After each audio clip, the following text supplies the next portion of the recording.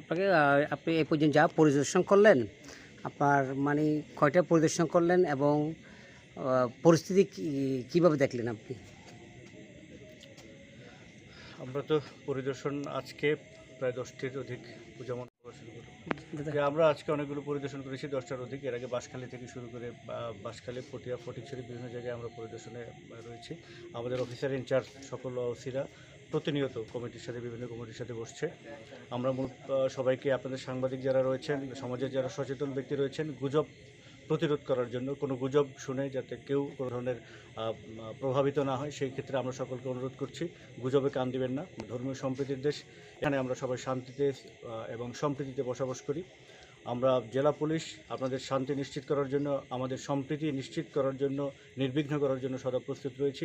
আমরা সবসময় আপনাদের পাশে রয়েছি। আমাদের এই যে একটি শারদীয় দুর্গা উদযাপন, এই পূজার জন্য যে একটা ব্যাপক আয়োজন, এই আয়োজন সুন্দর হোক, সার্থক হোক, আনন্দঘন হোক। সবাই মিলেমিশে ধর্মীয় সম্প্রীতির বাংলাদেশে আরেকবার আমরা প্রমাণ করি আমরা সবাই এক এবং অভিন্ন, এবং ভাই ভাই কখনো কোনো বিরোধ নেই।